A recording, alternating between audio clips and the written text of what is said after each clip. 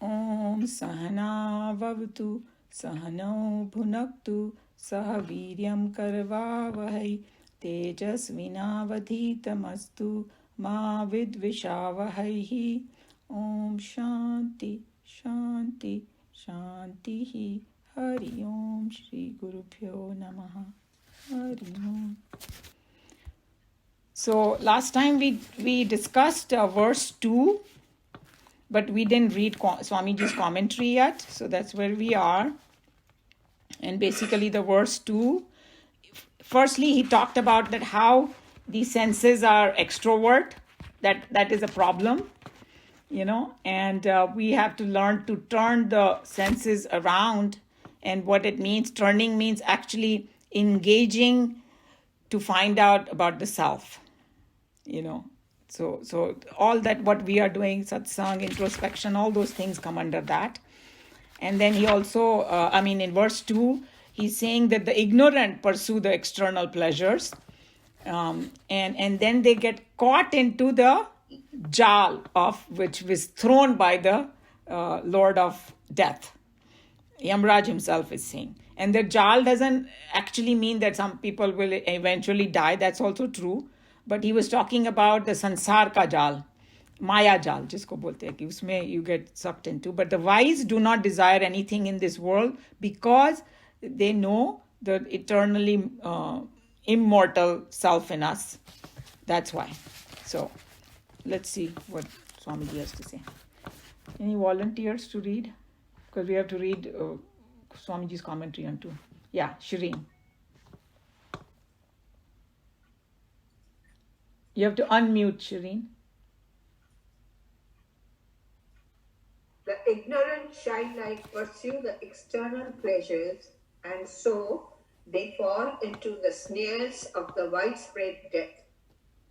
But the wise do not desire anything in this world, having known what is eternally immortal in the midst of all non-eternals. So here, when they say things like they do not desire anything in this world, having known, we have to look at it. They don't have any attachment. They know that this worldly thing is not going to give me permanent happiness. That's the main thing. It's not like that person just runs away and sits in the gufa or start criticizing the world and all that. Nothing of that sort. He will he understands this world itself is a manifestation of the divine, but this changing world is not going to give me that permanent happiness. So keep that thought in mind here. The forgetfulness of a divine nature is ignorance. This ignorance, avidya, manifests itself in the mental plane as desires. Prompted by these desires, the mind whips the sense organs to run their errands in the world of their objects, which together are called the karmas or the actions by us. It is the ignorance in the plane of the spirit that gets transformed into desire in the mental plane, which itself is again expressed as action in the outer world of objects. Ignorance, desire, and action, these three are technically termed as the knots of the heart, Hridaya Granthi in Vedanta. It is this set of knots that causes the actions, and man, in order to reap the results of his actions, is compelled to take various new forms and independent life in varied circumstances of uncertain joys and endless sorrows. So we have discussed this before, but he's bringing out a very important point that at the base of all the problem is actually ignorance. So ignorance causes desires in the mind. Desire meaning that something in the world is going to make me happy. And that desire prompts me to do action. But so we have to remember that the saints and sages who are self-realized also do action. But they don't do it for this purpose. They are doing it for, the word is used in Bhagavad Gita, Loka Sangraha. They are doing it for Lok Sangraha, means for the world, to integration of the world, or to make the world a better place. You can have, or maybe lift people up in their spirituality. That's why they act. But we act to fulfill our desire, hoping that that will give us happiness. So this whole chakkar continues, ignorance, desire, action. And then when you do selfish action, then it creates more desire. And that's one point. And then when you are looking for some result, the result always come in the future. So then you have to again take birth to enjoy those results. You can look at it that way too. So that's why this chakkar starts. But this is all to do with excessive desires, right? Clinging desires, selfish desires. And the notion that this is going to give me happiness. Because remember, we studied the science of happiness. Happiness is our true nature. So the way, like Gaurang Bhai used to explain, is that when I have a desire, my mind gets agitated. I want this, I want this, I want this. Finally, when you get it, temporarily that agitation is gone. And your own true nature happiness comes out. So we are thinking that the object is giving you happiness. That's not true. The happiness is bubbling from inside you because your mind is quiet. There we get what I'm saying? So we don't even know that. We think that the objects are giving us happiness. But that's not true. So what you are saying, Shireen, is I'm going at the fundamental of it, that, hey, to know clearly that this worldly things is not going to give me happiness. That doesn't mean that, if I have a body, I have its needs, that I have to eat and I have to keep it clean, whatever. All those we do have the correct relationship with it, but not get obsessive with it. True. Why not get obsessive? Because of, I know something better now. Okay, talking about those obsessive desires. Yeah. And the obsession comes because of ignorance, right? Yeah. So you can connect it that way also. Yeah. In these two mantras, we have a clear indication of two great obstacles that stand in a way to the realization of the self.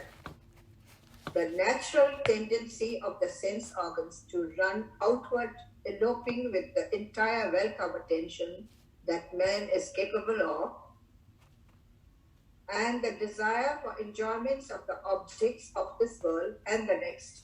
So he's telling you two problems. One, we already know that because our senses are extrovert, there is a danger it will get caught into. And when we sit for meditation, this happens very much. Like we start thinking of one thought, and before we know, 5-10 minutes are gone because that thought takes us somewhere else, hijack kar lega mind ko.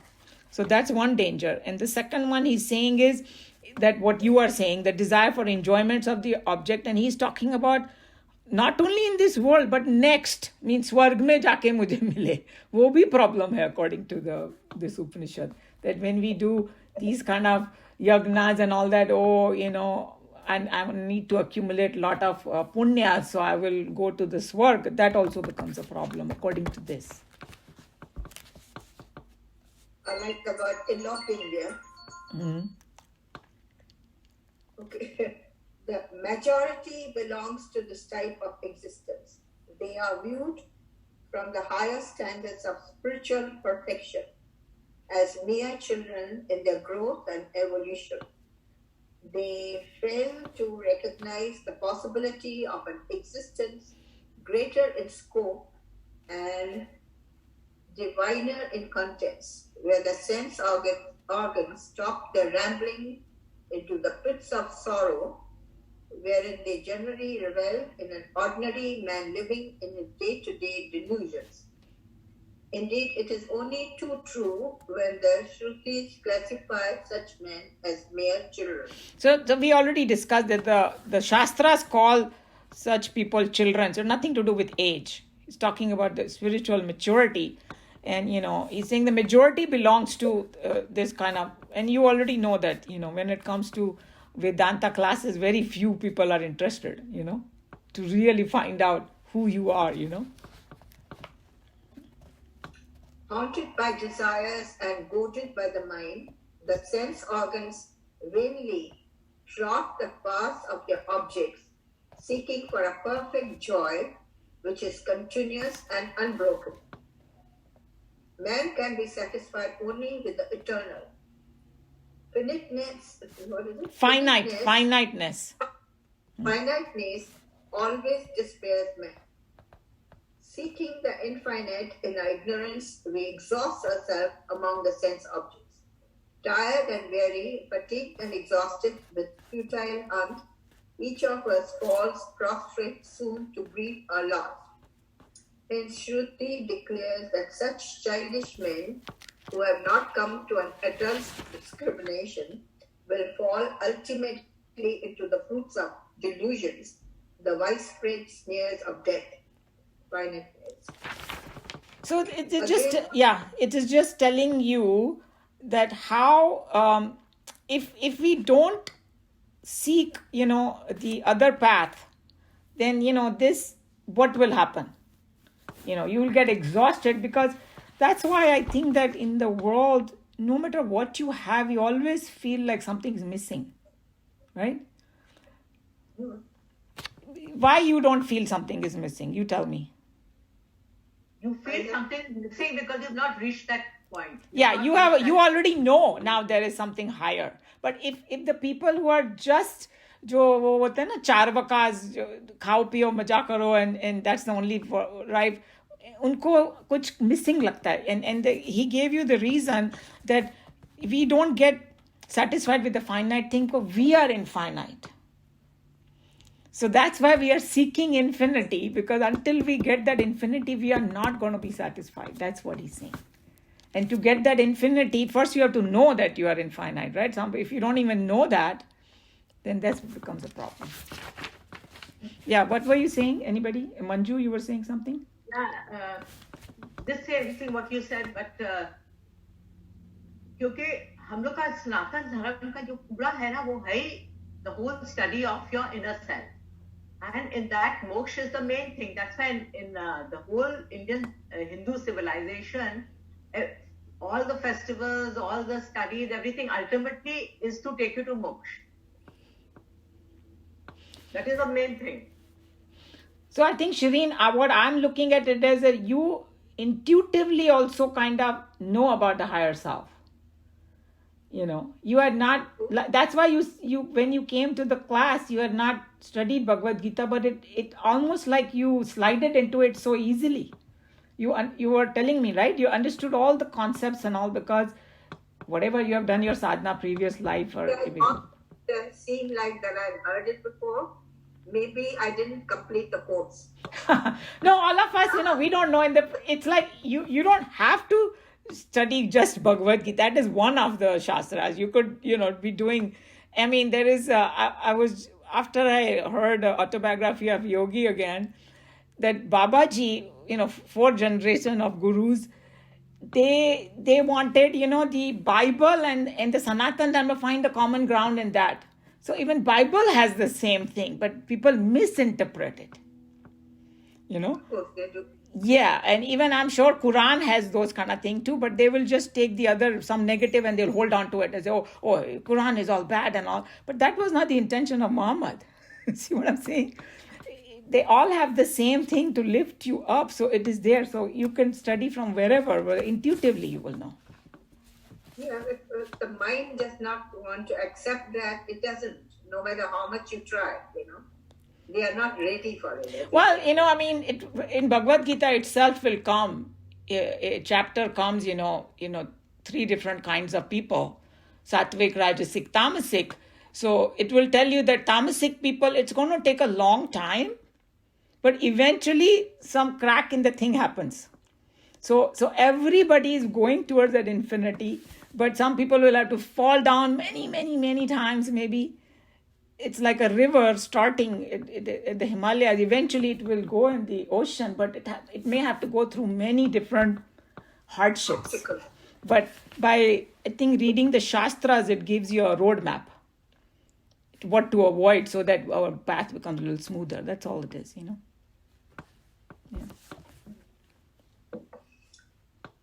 Against these men of childhood, Shruti contrasts the wise men who live a life of sleepless, discrimination, and knowledge. The wise men maintain a vigilant discrimination between the real and the unreal, the true and the false. They naturally escape from the suicidal urges of deluded mind. They do not covet the unstable, the perishable, the finite sense objects, for they want nothing but the immortal and the infinite. So he's just telling you for the highest kind of these wise men, because the dhira purush, that's the word that they use, dhira. Who are those people? They keep their discrimination alive. Vivek को जागृत रखते हैं, अगर संस्कृत में they call it vivek, of the real and unreal. So वो लोग कभी भूलते नहीं है, पर हम लोग का प्रॉब्लम है, हम लोग भूल जाते हैं. We still think that, oh, world will give me some happiness, but उनको पक्का मालूम है. And like there is a Kabir का एक कुछ दोहा है, उसका भाव ये है कि trying to find happiness in the world with the finite things is like growing some flowers in the sky. It can never happen. Or taking some kind of oil from the sand. रेत को उठा के you उसको ऐसे निचोड़ो, so the oil निकलेगा उसमें से. It's not gonna happen no matter what you do. So these people know it very well. We forget. That's what basically is telling. Since the inner enemies are the ignorance, desire, and action, the wise, through an intelligent control of their actions, earn for themselves a state of desirelessness. And since desires are manifestations of the deep-seated ignorance, in the state of desirelessness, there is naturally an end of all ignorance. When ignorance is ended, desire and action, which are but the same ignorance in different forms, are also ended. With the end of the ignorance, knowledge comes to shine forth. Avidya is ended in jnana. And such jnanis are here termed as the wise. They naturally would never yearn for the fleeting sense objects of the world for their own sake, as any ordinary deluded samsaran. Also at the same time, they will not detest anything, because to them everything is but glorious manifestation of divine self. So very important point he gave at the end, that they will not they will know that the world is not going to give them happiness, but they're not going to detest it, because sometimes the danger comes that the world is so bad, everybody's so bad, that's not what it is. They don't do that, but they just dance to their own tune. And here actually, I think in your book it's not there. Whoever has an old book, Swamiji actually put a poetry in there. I don't, you are a poet. I don't know about all the English poetry, but it is beautiful. It's like by Blake, some very famous poet. Whoever has done English, now Meera ji is not here. She's an English professor. She will know this. And it says, to see a world in a grain of sand and a heaven in a wild flower. Hold infinity in the palm of your hand and eternity in an hour. It's so beautiful. Yeah, right? So he's talking about that how these people, they live in the present, and for them, eternity is right here. Very, very nice. And then in my book, there is one more paragraph. I know that in the new books, they don't have it. It says, verse 1 and 2, desire prompted means normal vision is turned outward, thirsting to acquire, striving to possess, and hoping to enjoy. But the wise turn his vision inward and experiences the eternal essence in the bewildering finitude. So basically he's saying that, the ignorant people, their vision is turned outwards, and the wise people inward. And then there is, you've heard of Carl Jung? Carl Jung, right? So I think Anilji talks about him. So there is a very famous saying by him, one who looks outside dreams, one who looks inside awakens. Oh. Oh, beautiful. Yeah, isn't it beautiful? Because see how that these great philosophers, they have the same theme, just like what they are saying. And then we did the Mandukya Upanishad. It already talked about that dream state and the waking state is the same according to the Mandukya. And so you have to awaken. So I'm not going to go to the next verse because already kind of 12:27. Anybody has any comment or question? I want to add anything to this verse? You want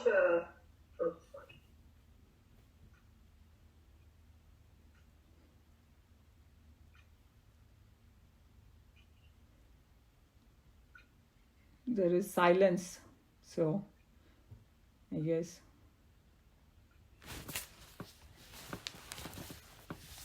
Okay, then I can close the class here.